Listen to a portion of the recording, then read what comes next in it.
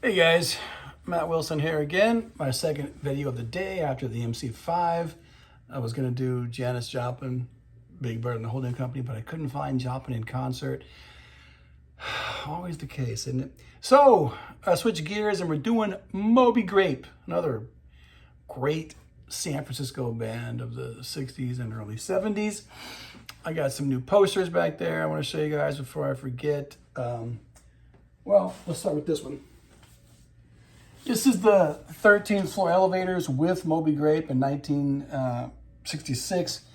I heard that I don't know if they really got along because I think the Grape tried to sabotage the elevators' stage gear or something like that. But it's a cool show and it's a cool poster. And that is Monterey Pop Festival, which of course Moby Grape played at. Lighting is always an issue with these things, the glare. There are two size posters of this. This is the bigger one. One of them you got at the concert, and one of them you got at head shops. I think this was the one you got at head shops. It's wrinkly. It's one of the worst condition posters that I have, but I always wanted it since I always liked that show. And lastly, there's glare on that one too. This one you can see in a lot of my videos. This is the Grateful Dead, Steve Miller Blues Band, as they're called on the poster, and Moby Grape. This is from the Avalon Ballroom in '66. All right, posters out of the way. You can see I'm a big fan of all this psychedelic Bay Area stuff. Let's talk about Moby Grape. This is their first album. He's got the flipping the finger there, which they censored out on later versions. This came out some time ago on CD. Then their manager, Matthew Cates, sued them for, I don't know, I think he says he owns the rights to the album cover. So this was discontinued. This is easily their best album. Everyone says that. Not only, I mean, should you start with this, but I'm sure many people only have this in their collection when it comes to Moby Grape. This is a whole album plus some bonus tracks. It's outstanding. It's a 5-star record. They're firing on all cylinders here. Who we got here? Let's name the guys. Jerry Miller, Peter Lewis, Don Stevenson, Bob Mosley, and Skip Spence. I met Peter Lewis several times. I had a friend, we had a mutual friend who introduced me to Peter and his daughter. Actually, I never did meet Arwen, but she played with him on more than one occasion. I don't think Peter would remember me, but anyway, shout out to Richard, who is no longer with us. Biggest Moby Grape fan I ever met. And this is one of the most essential San Francisco albums of the 60s. Is it psychedelic? Well, what the hell, we might as well call it that. There are certainly way more psychedelic sounding albums than this, but it totally sounds like one of those San Francisco bands playing, who played those ballrooms. These are shorter songs. There's not too many. Indifference is kind of long, I think. I don't remember now. But this is a lot of, 13 songs. It goes by rapidly, but some of their best known material is on here. Omaha, the wonderful Skip Spence number. 805 is one of their best songs. Hey Grandma, Fall on You. They're all great, Pick it up. The only question is, after this record, what's the next best Moby Grape album? Well, one of my favorites is the next one, Wow. Wow was originally a double LP, but when they put it out on CD a few years back, they made Grape Jam, which was the second LP, a whole different CD, so they could sell you both, Wow, the band complained some of the tracks were overproduced. There's strings and whatnot. The strings don't bother me, Some of the songs aren't quite up to par, but it's still good enough, for me to give us a 4-star album. The Grape Jam is the second half of the LP, and it's just jams. I think you got Mike Bloomfield and maybe Al Cooper too on here. It does contain Never, which is a Bob Mosley tune. I remember he's singing it. which, you know, Led Zeppelin pretty much stole lock, stock, and barrel for Since I've Been Loving You. At least the lyrics, not the music so much. But even the opening 4 notes, bam, bam, bam, bam, bam, that Jimmy Page plays, he took that from Jeff Beck's Yardbirds recording of New York City Blues. But anyways, I'm not saying Never is as good as Since I've Been Loving You, but this is the antecedent of that song for sure. But yeah, Wow is good. The band was kind of falling apart when they were recording this. Skip was suffering from mental issues, as he would for the rest of his life. Skip Spence, of course, was the original drummer for the Jefferson Airplane, but made much more of an impact, I think anyway, with Moby Grape. So if you're looking for another Grape LP after the first one, I don't think you're going to go wrong with Wow.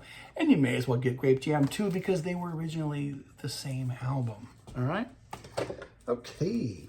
If Wow is not their second best album, I'm going to give it to 69 or Moby Grape 69. Skip is gone by this point. You just see the 4 guys on there. But again, the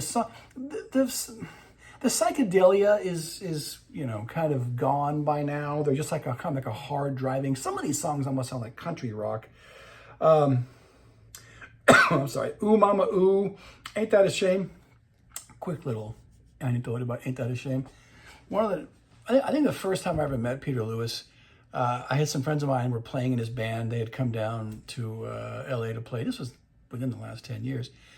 And I stuck around at the end of the show to talk to them and to meet Peter. And I asked him, oh, you know, you didn't play Ain't That a Shame? Which I always get into trouble when I ask musicians about why they didn't play a certain song. And he looked at me like he didn't know what I was talking about. Like he never heard of that song. And I was embarrassed, and I was like, oh, well, you know, it's on Moby Grape 69. Anyways, he shrugged it off, and we changed the subject. But I went home, and I looked up, and sure enough, you know, yeah, he helped write this. You can't win, folks. So where am I? Hoochie, Truckin' Man's good. That's Bob Mosley number. If You Can't Learn From My Mistakes, I think that's Peter again. It's solid, and it's unheralded. You know, you don't ever hear people big up albums like this or Wow, but they're worth your time. All right, and I think these CDs are still available. I think it's just the first one that was pulled because of the cover. So pick it up, guys. I'm trying to promote this stuff to you. Also in 1969 is Truly Fine Citizen, probably the weakest of their 60s albums. But again, it's Moby Grape. So this is certainly good enough for you to complete your collection. All these things have bonus tracks. I like Changes, Circles, Spinning. I like Looper was something that they had way as far back as the first album. This is a re-recording. Right Before My Eyes is good too. I think I'm choosing the Peter Lewis songs, aren't I?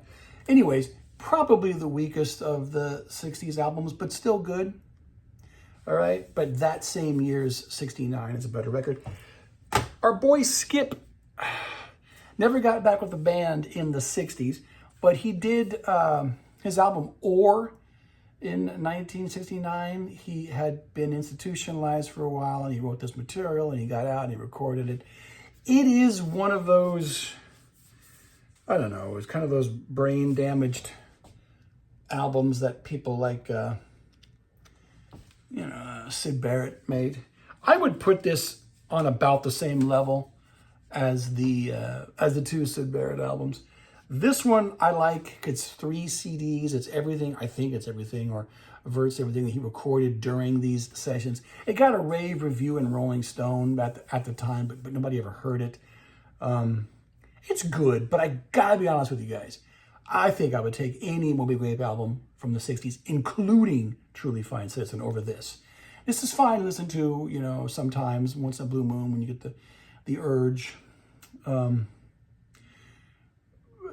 John Savage, the English critic, put, was it War and Peace? Yeah, War and Peace on his list in 1997 of greatest psychedelic songs of all time. And so that's what made me seek out this album, so I could get that song. It's decent. He's trying to play the Sunshine of Your Love riff, but he doesn't play the whole thing, I guess, because of whatever copyright, but and Little Hands is good. That almost sounds like a Moby Grape number, but I can't say every cut is outstanding, you know. Anyways, they get together again in '71, including Skip for the 20 Granite Creek album. I don't even own that CD. Again, not a store-bought CD. This is a CDR that someone made me. Oh, I should have brought out the book. There's only one book of Moby Grape. I can't remember it just came out a few years ago, and I can't remember the title of it, but he starts out the book discussing these sessions, which was criticized by a lot of people. I didn't mind the book, but every Moby Grape fan I know doesn't like it, including my deceased friend Richard, who I don't think he read it though. Once he heard that Peter Lewis wanted nothing to do with that book, he wasn't going to read it. So, but I thought it was all right, being the only book I've ever read about Moby Grape. 20 Granite Creek is not as good as any of the 60s albums, but it's listenable. It's not terrible. One wished it were better, but, you know, such is the case with these reunion albums. And in terms of a reunion album, this is Legendary Grape. This is another CDR. It originally came out in 1989, but it didn't have that title. I think it was called the Melvilles, again, because Cates wouldn't let them use even the name at that point. It's got everybody on here except for Skip's bands, but they do record one of his numbers. No, this isn't even as good as 20 Granite Creek. So I'm not going to recommend this to you. But if you can find a copy of 20 Granite Creek, pick it up, because I think it's kind of rare now, right? And that's basically about it. If you can't get that first Moby Grape CD that I showed you, this will do, folks. For a single stop purchase, this vintage, which came out like, I don't know, over 30 years ago, has the entirety of the first Moby Grape album. And then, because it's 2 discs, it's got tons of other stuff on here. This will function, just like when I did the Yardbirds video, and I said, if you get the vintage double Yardbirds CD from Rhino, that gives you 90% of what you want. So does this vintage. It doesn't give you the first album. There's talk in between songs and stuff like that, so it doesn't just present the album as it exactly appeared in 1967. But all the songs are here. So for a single stop purchase, this can't be beat.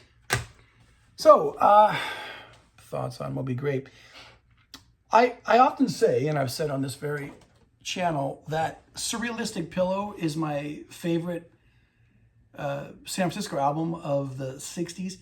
I gotta say probably Moby Grape would be my second favorite. It's that good. And the fact that it's got no famous songs on it makes it all the more enticing. And in some of the circles that I run in, people who, like to be anti-commercial, I guess, they'll say, oh no, that Grape album is way better than Surrealistic Pillow. So, make up your own mind. But they're 2 virtually perfect albums that I would hardly change a thing. And just like when I did my MC5 video earlier today, I struggled to think if I've ever heard anything by the MC5 on the radio. I'm not sure if I've ever heard a Moby Grape song. I've heard Omaha in movies. There's a Sean Penn movie where he walks into a bar and that song is playing and he turns it off the jukebox.